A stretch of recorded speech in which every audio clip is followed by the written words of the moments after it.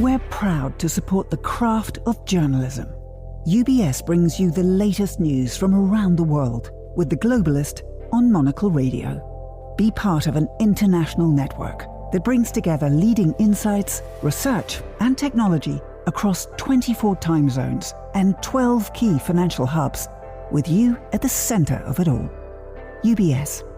Advice is our craft.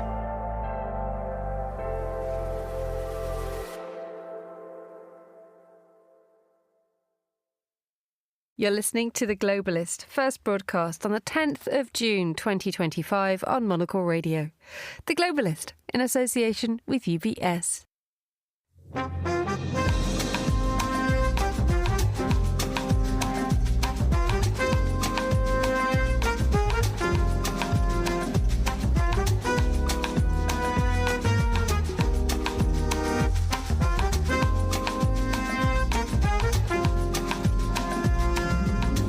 Live from London, this is The Globalist with me, Emma Nelson. A very warm welcome to today's programme. Coming up, brothers who share the same values of liberty and democracy. The Argentinian and Israeli leaders meet to confirm a deepening of ties.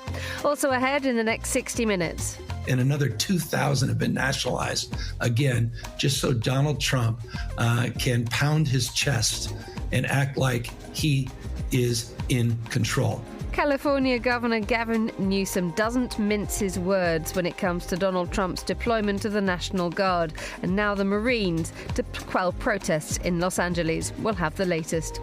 Plus, we'll examine why Japan is weighing up the end of duty-free, and the French and the Italian are so good about self-mythologizing and banging their own drums, whereas in the UK I think there's an instinct to retreat and maybe not boast. We'll look at the place the UK occupies on the world's fashion stage, plus the papers too. That's all coming up on The Globalist, live from London.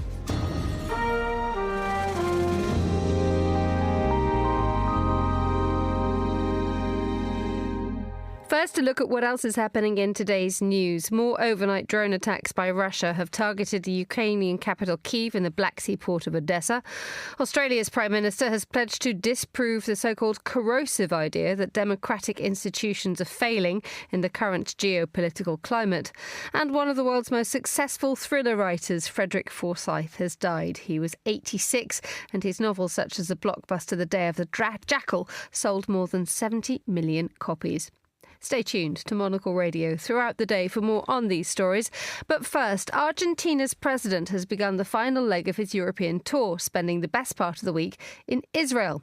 Javier Milei has given Israel his country's backing in its ongoing war in Gaza and will meet the relatives of those kidnapped by Hamas during its attack on October the 7th, 2023. Well, to tell us more, I'm joined now by Dr. Christopher Sabatini, Senior Fellow for Latin America at Chatham House. A very good morning to you, Chris. Good morning, Emma. I mean, I just mentioned it's the final leg of his European tour, but this is the final leg of quite a busy period in Europe before he's hopped over to Israel. Yeah, he visited Spain. He visited Italy.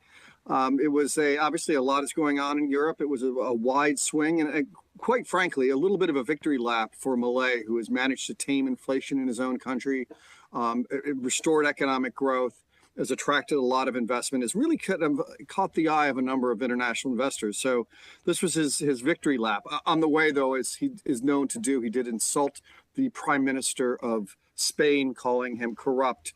So always a little bit of controversy follows Milei around. Good to hear. Let's introduce to the conversation Alison Kaplan-Sommer, journalist for Haaretz and the host of Haaretz's podcast in Tel Aviv. A very good morning to you, Alison. Good morning to you too. So this relationship between Milei and the Israeli Prime Minister Benjamin Netanyahu, it grows off the back of this idea that they are two countries which get on very, very well.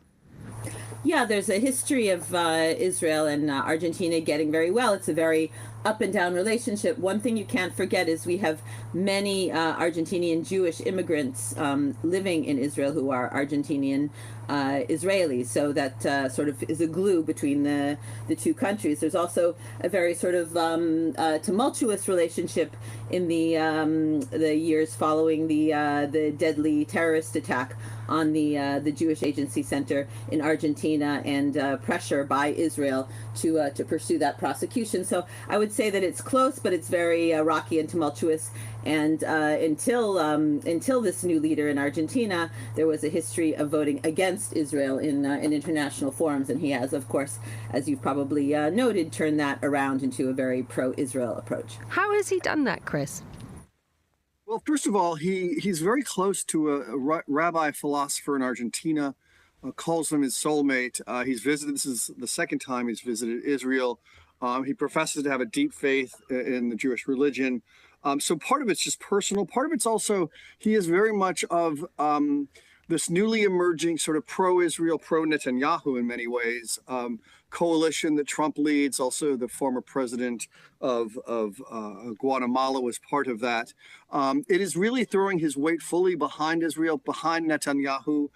They profess to be very close friends, but also Argentina was affected by the October 7th, 2023 attacks. 20 of the people that were kidnapped were Israelis with Argentine citizenship. So, he's very much in the mix and very much sticking with Netanyahu. And looking at this, and Alison, let's bring in the wider context that the world is looking more closely with a much more critical eye at Israel than it has done in the last few months. Focuses from the likes of the UK, from Canada, from France, looking at the way that Israel is conducting itself and its operations in Gaza being much, much harder. And there is perhaps a sense that the world is moving away now from Israel. The fact that Milei is doing the absolute opposite, I mean, how much does that help Benjamin Netanyahu? I don't think it's helping him a great deal politically at home. I mean, he's so embattled. Israel is honestly so engrossed in the war that, when you look at the Israeli media, this visit is going to be mentioned, but it's certainly not going to be in the top headlines. Everyone is very bogged down in the negotiations over the hostages. As we record, we've just attacked Yemen one more time. We've had almost daily missile attacks from Yemen. So, Israel's much too wrapped up in its own problems to pay a huge amount of attention to this visit, but he certainly is getting an extra red carpet treatment for being a foreign leader who is making, a state visit at this time. Again, this morning he visited the Western Wall and professed his affection for Israel and his support for Israel, and he's receiving a prize called the Genesis Prize, which has been given to Steven Spielberg, to Michael Bloomberg, to Barbara Streisand, which is normally a prize given to some celebrity who has made the Jewish people proud, and they've tended to donate the substantial cash prize to a charity. And Argentina's leader is the first non-Jew to be given the prize, and it's going to be given at a full-out ceremony in Jerusalem. So it's certainly appreciated, and you can't miss the fact that he's coming just a day after another very different international visitor, which was Greta Thunberg's flotilla, which arrived and then was taken to Israel, and she is being deported today. So as he arrives, she is being sent out. So it's at the time that Israelis are showing extra appreciation for any kind of international support. How much appreciation, Chris, is going to be shown to Javier Milei at this time by the rest of the world? I mean, is his timing wrong? Is he finding himself in a difficult side of history here? I think he's always going to be a controversial, polarizing figure, given his statements, his professed. He calls himself an anarcho-capitalist. He's a libertarian. He's let's say a little out there in some of his personal beliefs and behaviors. I think. Most people will just see this as Javier Milei being a little bit out of step with much of the international community. I don't think it will bring any real damage to him. I think more his insults, as he did in Spain. He's called the president of Brazil a long time ago a communist, although they're since made up. I think this is probably, quite frankly, one of the more likable things he's done, despite whom he's embracing. So I think it'll be seen as just really, I hate to say this, just like Greta Thunberg, somewhat of a publicity stunt. There is, but staying with you, Chris, just to touch on the economic areas of this, when we've talked about the symbolism and the political elements to it, but there is a new flight being launched, isn't there, between Argentina and Israel? So there is a very much a sort of a concrete step to bring the two countries quite literally together. Well, that's true. Although, after Israel, Buenos Aires has the sixth largest number of Jews in the world. The relationships between Argentina historically have been very deep because of patterns of immigration. So there is that. Although, quite frankly, a number of Jewish voters supported the previous presidents as well. So he may be out of step even with your average Jewish voter in Argentina. But yes, I mean, he will have some domestic rewards for him, but it will be seen, I think, as out of step. And the timing is certainly curious. And quite frankly, the gift. The award of the Genesis to him is a little premature. It's not, I wouldn't compare it necessarily to Barack Obama winning the Nobel Prize, but he hasn't really done much to earn it yet. And he's going to remain a very polarizing figure within Argentina. Chris Sabatini, Senior Fellow for Latin America at Chatham House here in London, and Alison Kaplan, summer journalist for Haaretz in Tel Aviv. Thank you both for joining me on The Globalist.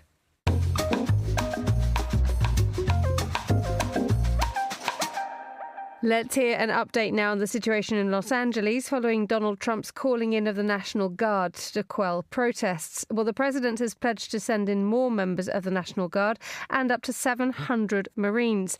California's Attorney General, meanwhile, is suing Mr. Trump, saying he's overstepped his powers. Well, I'm joined now from Washington by H.J. Mai.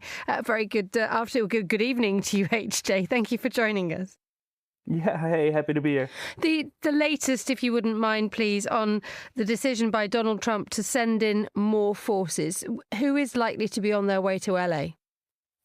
Yeah, as you mentioned, so we had obviously over the weekend, Trump's order for 2,000 National Guard troops of the California National Guard that have been federalized using this Title 10 federal, law. And now 2,000 more, plus, as you mentioned, around 700 Marines that are stationed at Camp Pendleton in Southern California. Clearly the president feels like that the situation in LA and the surrounding communities is, not getting any better, that local law enforcement is not getting a control over the whole situation. So he sends in more troops to, try to calm things down, which is exactly the opposite that local officials say is happening, where they accuse Trump by sending in more troops. That he would just agitate the situation and cause more disturbance. There is very much that sense that there is very much that sense that the White House is doubling down here. Yeah, absolutely. Especially, when you listen to local officials in California, they feel like that the White House is just, sending in more troops to make it's has become very political, I would say. As Governor Newsom, has been talked about as a potential frontrunner for 2028 as a potential Democratic presidential candidate. And so, there's part of it that plays into is making him look like he's incapable of handling a situation. And that's how officials in LA, in California, feel about this, about the doubling down from the White House, from the Pentagon of activating, active duty troops, Marines in this case. That's exactly what's happening. So there's this question: how much is political? How much is really trying, to make sure that, the degree of violence that's currently happening in the streets of LA is really, being handled and calm returns to this beautiful city out west. And indeed, the reaction has been big questions about whether the president is actually allowed under US law to deploy National Guard troops to California. And we have a lawsuit now from the Attorney General of California, which it's claimed that it's accusing Donald Trump basically of overstepping his legal mark, saying that he cannot or should not send in extra reinforcements unless it is expressly requested by local authorities. Yeah, exactly. That's what the lawsuit claims. As you mentioned, that Trump overstepped his authority by using this Title 10 authority, as it's called, which gives the president, the federal authority here, the power to activate Marines, active duty, soldiers or National Guards of any state, actually. There is this statue, as you mentioned, California says he overreached. I've talked to actually several, legal experts, and a lot of them tell me that they personally think that, the president has the authority in this case, and they don't think necessarily just because the local authorities in California didn't want the National Guard to be called in, that he still has not overstepped. So we will see how this plays out in the courts, but I don't think it's a slam dunk for California that this lawsuit will be successful. Do we know what these National Guards are actually doing, or actually what they're allowed to do? Because under this, I think it's an 1878 law, which is what Donald Trump is quoting or citing as his reason to be able to send these troops in. They're not allowed to arrest any protesters, but they can protect the U.S. immigration and customs enforcement groups. Is that correct? That's exactly right. So they cannot engage in any arrests. They cannot, basically, help out local law enforcement of making arrests. They cannot take over any of those duties. They're really just there to protect federal agents, ICE agents, obviously, that are there on the ground in LA, and protect federal buildings, which have been attacked. That's really what they're there for. And, yesterday especially was the first day that National Guard troops showed up. And there were like 300 in the city, and the remaining 1,000 or so, there were images that were posted by Governor Newsom, were just sitting around. They had nothing to do. So those are some images that local authorities in California have posted on social media to show that those troops are really not necessary because they have nothing to do here. Let's go a little bit deeper into the relationship between Gavin Newsom and Donald Trump. As we've mentioned, he is a very prominent figure in California, a prominent Democrat, and is arguably one of the most high-profile figures who could take on Donald Trump. It's not very much of a surprise that he is a long-term target of Donald Trump's rhetoric. No, not at all. Not at all. As I mentioned, there have been, talks that he could potentially be a presidential frontrunner in 2028. And and those two have butted heads over the years. Newsom obviously, is leading the biggest state in the country, in terms of population, in terms of economic power. So probably when it comes to governorships in the country, he's probably the most prominent. And so, California is also very democratic, as the listeners may know. And so there's this constant back and forth between those two. And, they don't see eye to eye on a lot of things. And, Newsom has been a proponent of sanctuary cities, where basically local law enforcement is not helping out federal officials, to arrest illegal migrants. There has been this back and forth. And so, no, as you said, it's not really surprising that California has been the target of this, especially Southern California, which is, I think LA itself is the majority of people living in Los Angeles and Los Angeles County, are Latinos and Hispanics. And so making this statement of Trump's plan to have the largest deportation in U.S. history, to get it started there and getting conflicts there, it all makes sense, and we will see how it plays out going forward across the country, because obviously LA and Southern California is just part of the administration strategy. Well, this is it, isn't it? We're seeing now protests in the likes of New York, San Francisco, and in Texas as well. How widespread are these demonstrations becoming, and how much would the spreading of any reaction from the White House play into that accusation that Trump is using an incident in Los Angeles to push the country further towards authoritarianism, which is what Gavin Newsom in California is saying? Those protests have been really spreading. I mean, at the moment, they're really contained to, large urban areas. You've mentioned, New York, Austin, Texas. We've seen San Francisco. We've seen protests in Chicago. So they're clearly spreading because, ICE, the Immigration Enforcement Agency that is conducting those raids, has really stepped up its number of raids, its number of arrests over the last several weeks, after the first couple of months of the administration, where arrest numbers fell short of their own goals within the agency. So as those numbers of arrests, those numbers of raids will spread across the country, will increase, I think we will see more protests. And yes, I think Donald Trump has made it clear that if we see protests in other countries, that he would, use the same authority to call in National Guard troops, to call in the military if necessary. And he is also not completely ruled out, using the Insurrection Act, which then, compared to this rule now, which then would allow military forces and the National Guard to actually arrest people. We've seen that Texas National Guard members, under an agreement with the federal administration, are already allowed to arrest people who cross the border illegally in Texas. So I think there's something to it, to the threat of that Trump wants to expand his rule, his authoritarian rule.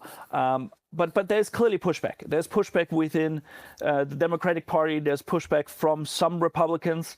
We just have to wait and see how this plays out. But it's not that everybody's just, sitting back and letting Trump do whatever he can. H.J. Mai, thank you so much for joining us on the line from Washington, D.C. Still to come on today's programme. When Syria's interim president Ahmed al-Sharaa met Donald Trump in Riyadh last month, hopes for his country's quick reintegration into the world economy after 14 years of civil war were optimistic but measured. We'll hear from Monocle's Alexis Self on Syria's economy going back online. Stay with us on The Globalist.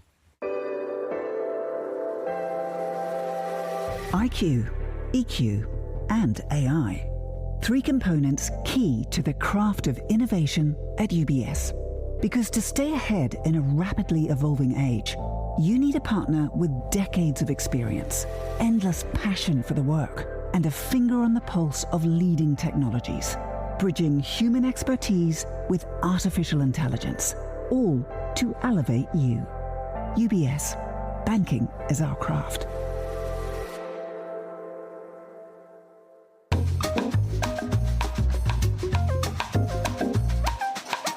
7:21 here in London. Let's have a look at today's newspapers. I'm delighted to say that joining me in the studio is Theo Usherwood, political journalist and broadcaster. Welcome back, Theo. How's life in the Usherwood world? Busy? It's very well. Busy.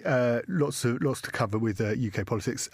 I have actually just taken a holiday to the south of France, which was lovely, staying just outside Nice to get some sun and play a little bit of tennis. And my wife's trying to get me into yoga so that I don't sort of fall to bits in my old age. OK, we shall monitor the Usherwood reconstruction project, the prevention project, or I should say. You haven't fallen apart just yet. Let's have a look at some of the papers. The Times here in London has got a headline of sort of comments from possibly the most unnecessary commentator in the world. Elon Musk's father started to talk about Vladimir Putin. Yes, he started to talk about Vladimir Putin in very flattering terms, but of course, this is prefaced by Russia launching drone attacks on Kyiv through last night into today. 2 injured.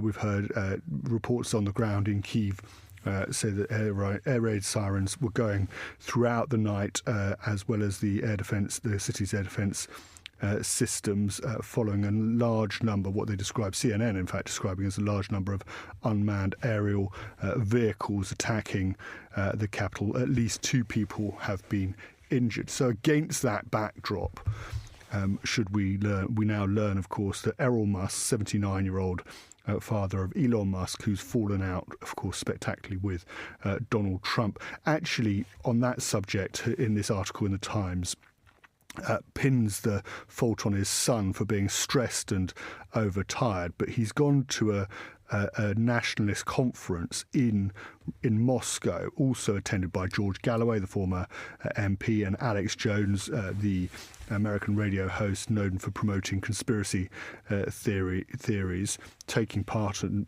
probably the most high-profile Russian guest was Sergei Lavrov, the Russian foreign minister, and he accused Britain of playing its part in what he described as the terrorist attacks on Russian bombers, those extraordinary strikes from Ukraine's forces against the Russian airfields deep into Siberia, which, of course, these drone attacks that I've just been referring to could be seen as a response to. But Elon Musk's father describing President Putin as a very stable and pleasant man. And the Times reports, and I think this is perhaps the most worrying thing, is that there's this view that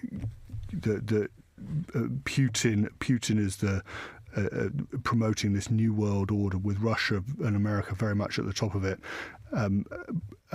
which is gaining traction in Republican circles, and there has to be a worry, certainly from Ukraine's point of view, Britain's point of view, France's point of view, that actually what we're seeing and what we're seeing played out in this conflict with Donald Trump leading those talks with Vladimir Putin is that actually Europe finds itself isolated from what is seen by the very top of the American administration and senior figures close to Donald Trump as actually that Russia is the wronged party in this conflict, and that has to be very concerning. Indeed, I mean, when you actually look at those who turned up to this what's it called, the Forum of the Future 2050 event, George Galloway, unless you are pretty deeply steeped in British politics and the vagaries of sort of fringe figures.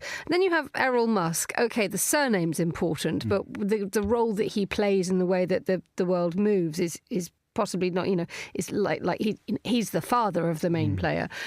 How relevant and how powerful are these voices, or is it just the mood of the shift that we were talking about? I think it's the latter more than anything, because I think you raise a fair point that, of course, George Galloway was very much on the fringes of the Labour Party, and then, of course, stood as an independent. He ran a very divisive campaign, which he ultimately lost first time round up in a by-election in Batley and Spen, if I remember correctly, in the north of England. He's known for agitating and playing divisive politics, and I think that's being fair to Mr. Galloway. But I think it is notable that you're seeing these voices. And Alex Jones is another one who you would have seen in the InfoWars YouTube channel that he runs, is seen as their closeness in their worldview to what is senior part, people like Marjorie Taylor Greene in the Republican Party. And of course, Donald Trump himself. And I think there is what concerns, or what will concern European nations, the likes of Emmanuel Macron and Keir Starmer, and of course President Zelensky, is that there is this unpalatable alliance between voices in the Russia's ultra-nationalist movement, which, of course, this took place. This event took place as part of the Tsargrad Institute, which is funded by a Russian oligarch. And this is according to the Times report, that actually these are views now that are the running norm in the American Republican Party. Let's move to a story in The Guardian, actually widely reported. It's in the Financial Times as well.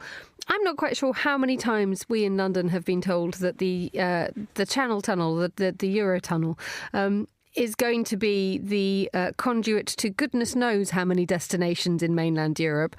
But yet again, we've got suggestions that new routes are going to open up. But within the next 5 to 6 years, Eurostar promising to run direct trains from the UK to Germany and to Switzerland. Excellent news if you're sitting in this office. But it's not because of a desire to expand services. It's a desire to keep the depot open. Yes. So this is the Temple Mills depot, which is around the corner from where I live in East London. It's just down in Leighton. And the Eurostar are saying, well, there's no room for anybody else to share this depot. The office, the rail regulator which covers this, is actually saying, well, you've got space for one more. You've got a space for one more operator to come in. And of course, Eurostar doesn't want the competition. So it's saying, well, we now want to expand. It's been under significant pressure for years to expand routes into Europe and has steadfastly refused to do so, or been unable to do so so far. But now, because its depot space is under threat, it's saying that it's looked at the it's looked at the flight routes and seen the high level of travel between London and Frankfurt, London and Geneva, and it's figured out that actually it can run, and it is hoping.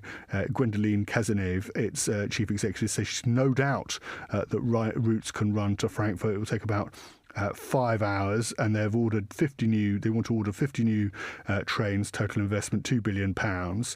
And of course, if it has those expansion plans, then it would take up all of that spare capacity in the Temple Mills depot, which would mean that it wouldn't have to share that depot with another operator. Theo Usherwood, thank you so much for joining me in the studio. That was Theo Usherwood, the political journalist and broadcaster. The time here in London is 7:30 a.m. You're listening to The Globalist with me, Emma Nelson. A quick look at what else we're keeping an eye on today. More overnight drone attacks by Russia have targeted the Ukrainian capital Kyiv and the Black Sea port of Odessa. The overnight strikes follow Russia's biggest drone assault on Ukraine on Monday. Australia's Prime Minister has pledged to disprove the corrosive idea that democratic institutions are failing amid the current geopolitical climate. In his first major speech since his re-election, Anthony Albanese said Australia would play a stabilising role in the region. One of the world's most successful thriller writers, Frederick Forsyth, has died. He was 86. His novels, such as the blockbuster The Day of the Jackal, sold more than 70 million copies. He drew on his experience as a foreign correspondent. And the world's longest train journey will resume next week. The route between Moscow and Pyongyang is 10,000 kilometres long. It was suspended 5 years ago during the pandemic. This is The Globalist. Stay tuned.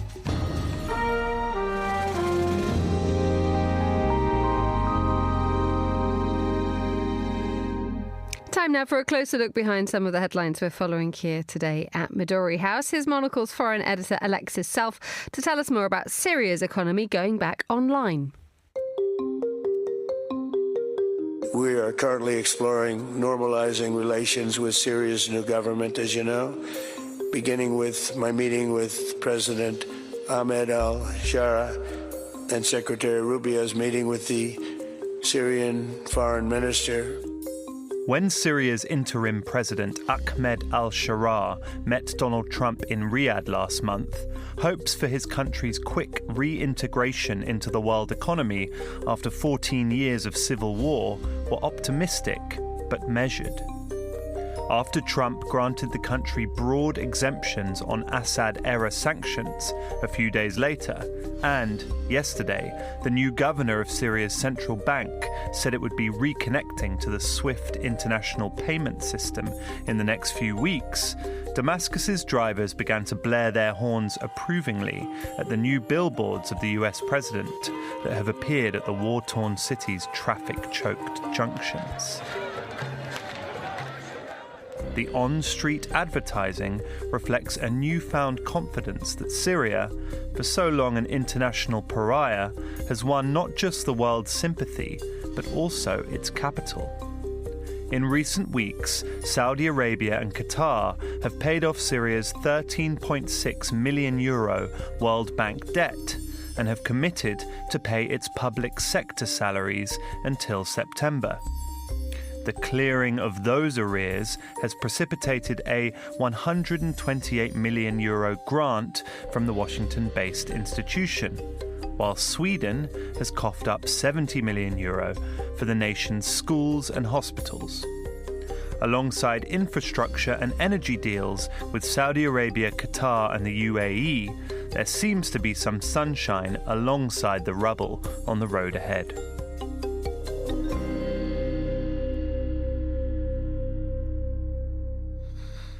And that was Monocle's foreign editor, Alexis Sell. For more from our editors and correspondents, sign up for our free daily newsletter, The Monocle Minute, at monocle.com/minute.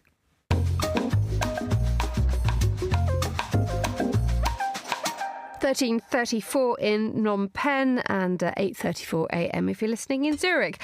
And a return to normal now, to a certain extent, along the Cambodia-Thailand border. At the end of last month, violence erupted between the two countries' militaries, resulting in the death of a Cambodian soldier in what both sides describe as disputed territory. While tough rhetoric continues from both sides, there are signs that dialogue may be emerging as the preferred path forward. Well, I'm joined now by Desok Udom, who's Associate Professor of International Relations and the Rector of Paragon International University in Cambodia. Good afternoon, Udom. Good afternoon. We now have, or dare we say that we are enjoying a calmer state of affairs following a really rather intense few weeks? I would say an interim one. Yes, definitely there's less tension at the border, but we have to understand that this is something transitional. Probably preparing for the planned meeting on 14th of July in Phnom Penh for the Joint Boundary Commission. But what will happen after that remains unclear because even just as of last evening, the Ministry of Foreign Affairs of Thailand has in fact confirmed that the cutting of electricity supply is, remains an option of sort. So although there is this joint boundary committee which is intending to meet very soon, we'll come on to that in a moment, there is no sign that either side is calming down here or seeking positively to end tensions. In terms of official stance, for example, in Cambodia, the government has asked the people to respect and observe the situation calmly and allow the government to work to avoid conflicts and establish something that can be more peaceful until after the meeting on Saturday. In Thailand, I think things are still somewhat unclear. Even if you read any comments or commentary on leading newspaper like the Nation and whatnot, there are still people who are pushing for some harder action. So it remains to be seen in terms of the result coming out of the committee meeting. Indeed. I mean, we have the Thais wanting the Joint Boundary Committee to try and solve these problems and facilitate bilateral negotiations. But if you're in Cambodia, your desire is for something slightly stronger, isn't it? They want the International Court of Justice to resolve this border dispute. Right, and that has some context to it, because if you look at history in the past 60, 70 years, conflicts with Thailand are rather, they're not constant, but they erupted every now and then. Even if people mostly talk about the 1960s and 2008 and recently again, but in fact, there had always been some border clashes in the 1970s. In the early 90s, things are a bit different, but that arises precisely because there is a lack of mutual understanding or agreement in terms of the maps, because Cambodia bases its map on the French-Siamese agreement from 1907, whereas Thailand uses a different map, and that is a source of contention.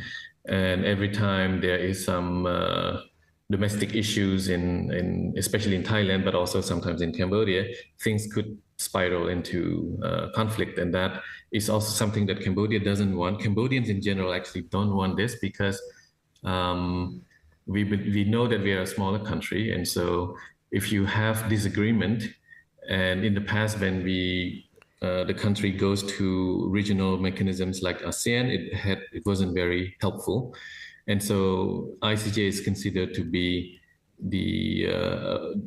a body that can offers more impartial and fair jurisdiction. And in fact, the Cambodian Prime Minister has also made open declaration that Cambodia is ready to accept the ruling regardless of the decision of the ICJ. We just want this to be something that is settled once and for all, and the country can move forward in terms of its development and know where things can be developed and where things can't be, rather than living in this ambiguity. Dasok Udom from Paragon International University in Cambodia. Thank you so much for joining us on Monocle Radio. You're listening to The Globalist.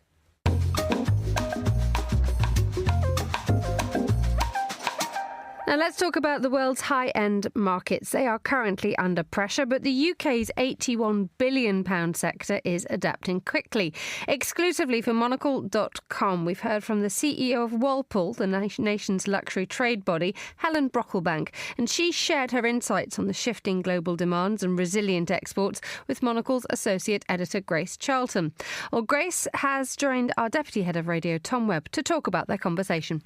I interviewed Helen Brocklebank. She is the CEO of Walpole, which is basically an association that takes care of all the different brands in the British luxury industry. It's quite an interesting role because, you know, in the UK, we don't have an LVMH or a Kering or a big sort of ruling body, so they kind of fill that function. And what did she tell you? What industries are emerging from her perspective? Everybody knows that luxury is not necessarily in the best spot at the moment. It's quite a tight market. I mean, a tight market that's still worth £81 billion in the UK. So it's all relative. But she said that a big emerging trend was how something crazy like 40% of the spending is done by like a tiny percentile of customers. So it's meeting the very important clients, or VICs as they're called, in their lives, be it in the home or in wellness. And then actually another trend she spoke about, which I thought was really interesting, was biohacking and the transforming of the self.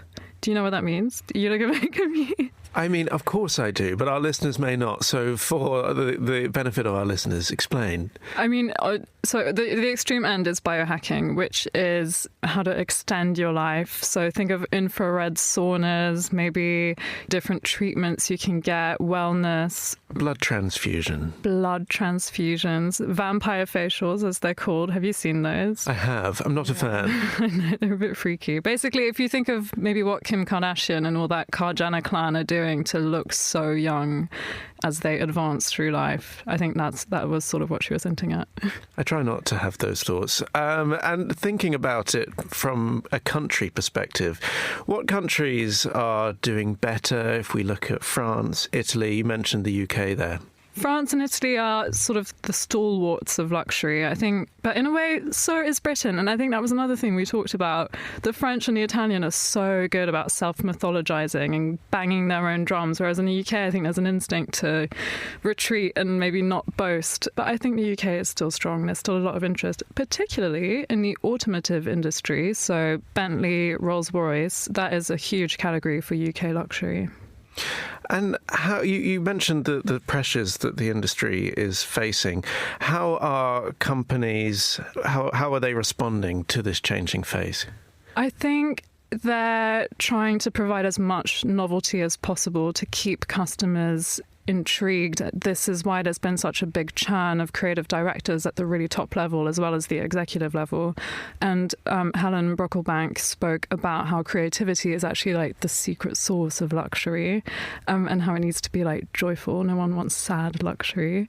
So I think that's maybe a way that people are responding. But it's funny because, you know, you're like, we're going to make this beautiful and fun, but you're under so much financial pressure that it can be hard to strike the balance. But we'll see. I mean, the next 5 years are going to be super interesting, particularly as the Trump administration, you know, wages its tariffs war. But yeah, a space to watch.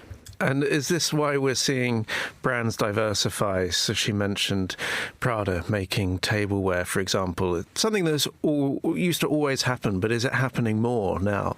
Definitely. And she spoke about brands needing to meet the customers where they are, be it in the home. If you're an Hermes fan, maybe you'll have the Hermes blanket to go with your Hermes wardrobe. And then, you know, they do tableware as well. Like you said, it's nothing particularly new, but it does feel like it's ramping up so much. Every time I go to Milan Design Week, I'm just blown away at how much it's sort of a fashion brand event now. It's not just design. And as you mentioned, it's not just fashion, it's also the automotive industry, which we can't forget. Yeah, I mean, I don't really have my license, so it's not. I don't have my driver's license, so it's something I tend to overlook and not care about as a city-dwelling, you know, Londoner. But it's a huge area of luxury for a lot of men, boys and their toys. We've only just touched on a small part of your feature. What would you say to those looking for more? Definitely log on to monocle.com. We've had a little rebrand, a little refresh. We're trying to provide fresh content online as much as we do in newspapers or in our magazines or even in the newsletter. So yeah, watch, again, another space to watch. So many spaces to watch. I think that's my biggest advice. That was Monocle's Associate Editor, Grace Charlton, sharing her thoughts with our Deputy Head of Radio, Tom Webb. Her exclusive interview with the CEO of Walpole, Helen Brocklebank, is available now on monocle.com. You're listening to The Globalist on Monocle Radio. Each of us has a craft, a calling that inspires us. Whether it's how a coffee is brewed, a chair is built, or how money is looked after. There's a love for the work, a care that compels you forward. For us at UBS, it's about designing a unique outcome for you. Because whatever your craft may be, ours is built around helping you succeed. UBS, banking is our craft.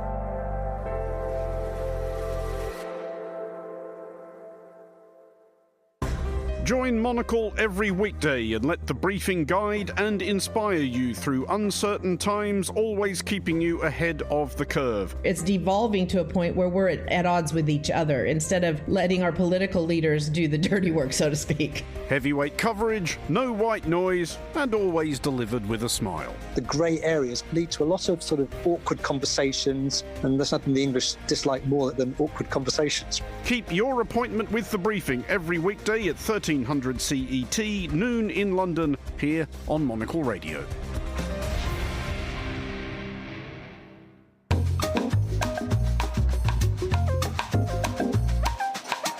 Now to a lush naturescape which has sprouted up in downtown Denver, Colorado. Denver 17th Street Corner Plaza is a project from the landscape architecture firm Terremoto, and it was designed to be a habitat as much for bees, insects, birds and animals as it is for humans. On Monocle's editor-in-chief, Andrew Tuck, heard from David Godshall, who's a principal at Terremoto, and Andrew began by asking how David's firm, which is based in California, came to work on the project in Colorado. We quietly harbor a less conventional kind of point of view insofar as we believe that landscape architects or landscape designers should kind of mostly be local. I say that because landscape making is inescapably regional. And if you were to take me and put me in somewhere in Europe, for example, I probably wouldn't be very good at my job. And because we believe that landscapes should be by, of, and for like the creatures and communities they serve, it just makes good sense for landscape designers to be relatively local. And so this project entered our office through a side door. We had a working relationship with the owner or this client previously, and it had been a very healthy working relationship. So we simply went about the design and execution of this project with that skepticism, like very present and explicit, like in our hearts and conversations, and did a bunch of things that hopefully insulated the project from not being contextual or being irreverent of its place in the world. Now, I would encourage people to go to your website and look at the pictures of this project. But we can describe it a bit for people because, first of all, when people think about landscape designers, already in their mind, they're probably thinking of something a little bit formal.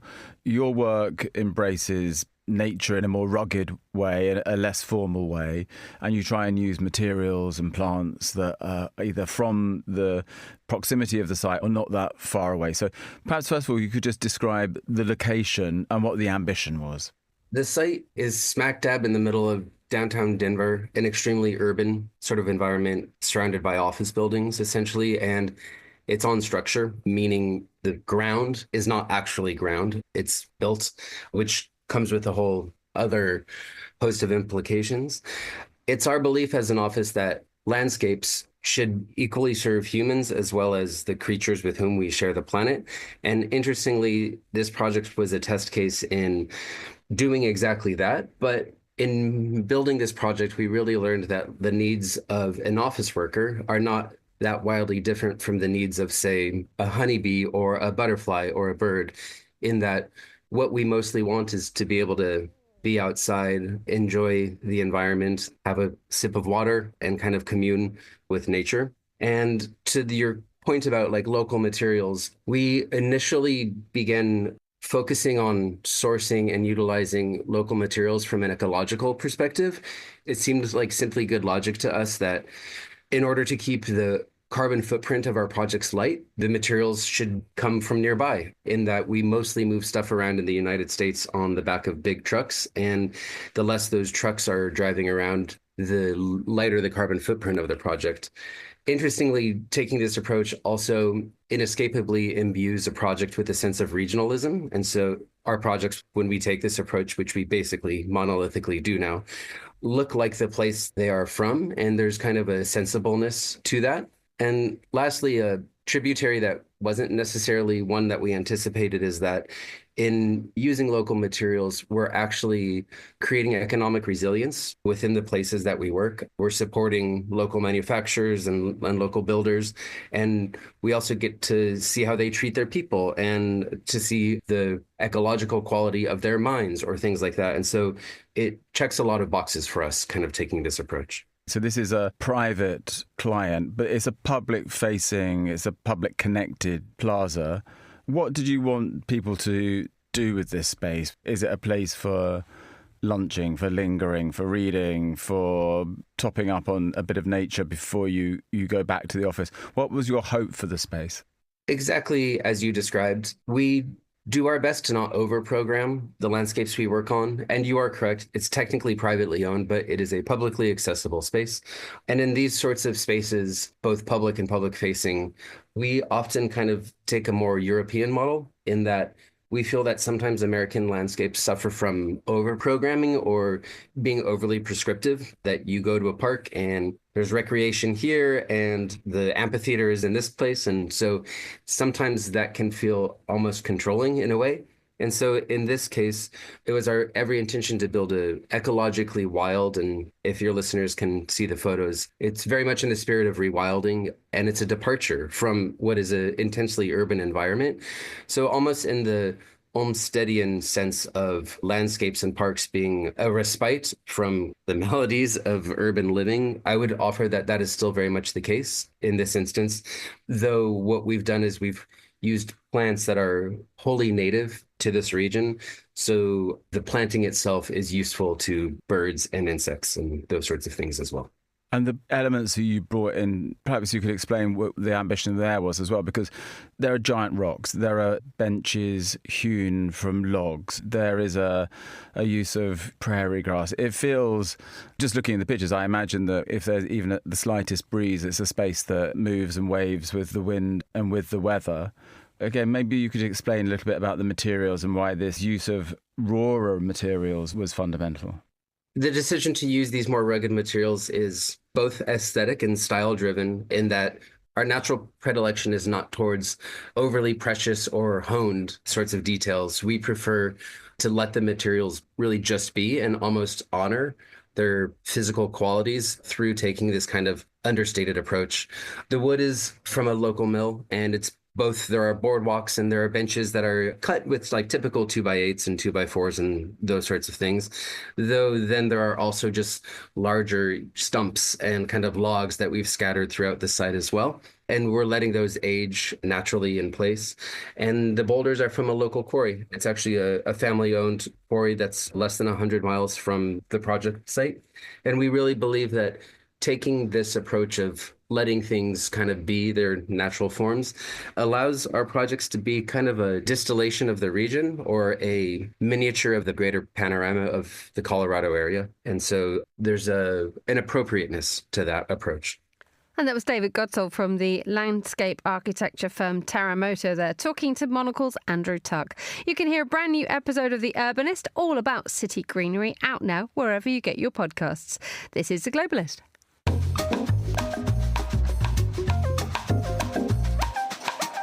finally today, as is the case in so many nations, Japan's government needs to raise money without placing too much of the burden on its own citizens. So the focus is moving to foreigners and the tax-free treats of duty-free. Well, Fiona Wilson is Monocle's Tokyo Bureau Chief, joining me now from our Tokyo Bureau. A very good afternoon to you, Fiona. Good afternoon, Emma, or good morning for you. So is this the end of the cut-price gin and tonic? Yeah, sorry, bad news for visitors. No, don't panic just yet. So the situation at the moment is tourists get tax-free goods. If they spend more than 5,000 yen, which is only about 30 euros, you get 10% off. You don't pay the consumption tax that people here who live here would pay. And, you know, it's a huge amount of money. I mean, I was looking at the figures last year of the tax, free spend that people had, which is about 2.4 trillion yen. It means that the government is losing, a couple of $1 billion a year in tax. And I think people feel at the moment the yen is extremely low, so people are benefiting, who are coming in, are benefiting from this massively low yen, and then they're getting an extra 10% off as well. And I think what they've discovered is that in theory, what you should do, if you get the tax-free, you have to take whatever you've bought out of the country. What's happening is that some people are using their passport to get tax-free goods and then reselling in Japan, so rice cookers or whatever it is. And I think there's a feeling that there's a bit of bad faith going on here, and they want to cut that loophole. So is this a tax-raising exercise, or is it, as you have just described, a way of just making things operate a little bit more cleanly? Yeah, I think it's a bit of both, to be honest. I mean, yeah, the government definitely needs to raise some tax. They've got elections next month in the upper house, and they absolutely can't say to the Japanese public that they need to pay more tax. Inflation is creeping up here. We've had this problem with the cost of basic staples like rice really having gone up in Japan. So they're being very, very careful. The ruling LDP doesn't want to talk about tax rises for the Japanese. And they think this is a very easy thing, close that loophole.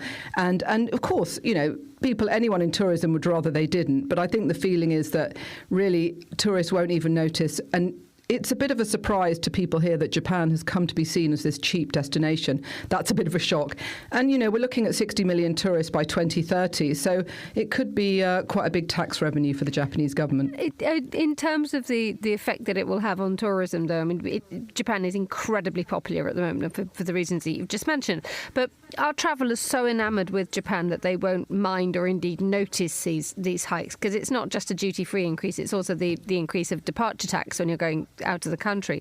The reason why I say that is because when the United Kingdom had Brexit, it saw a drop in sales at luxury stores in duty-free, simply because there was a removal of that duty-free element and things got expensive again. Yeah, I think that's a really good question. And certainly when you hear what the tourism people have to say, they would rather there was no change. One thing they are changing. At the moment, you can go into a shop and get your tax refund immediately. You don't even pay that 10%. And one thing that is changing, and is definitely changing from next November 26th, is that it will be a tax that you get your money back on departure. That's really to ensure that people are taking these things out of the country. And, one of the LDP grandees, Taro Aso, he's a former prime minister, said, look, does Japan want to be this kind of destination where it's just seen for cheap goods? And if people are buying tons of cheap medicine, cheap rice cookers, cheap home appliances, is this really what Japan wants to be? And how does this really impact rural revitalization, which is how this boost in tourism was always sold in Japan? It will help the countryside. These are people who are shopping in the cities, so all the money again is being concentrated in the cities. So I think it's a bit of there are many elements at play here, but I think at the moment it's coming to terms with Japan as this bargain basement destination. And finally, let's touch briefly on the fact that you said that there is an election next month, and that is there a sense of trying to butter up Japanese voters? Yeah, I think so. I think, there's certainly a question mark about the cost of living in Japan for people here. It's probably the number one issue at the moment. And, it's clear that Prime Minister Ishiba can't ask for tax increases on the population here. And I think one thing is that there are all sorts of adjustments about this huge number of foreign visitors.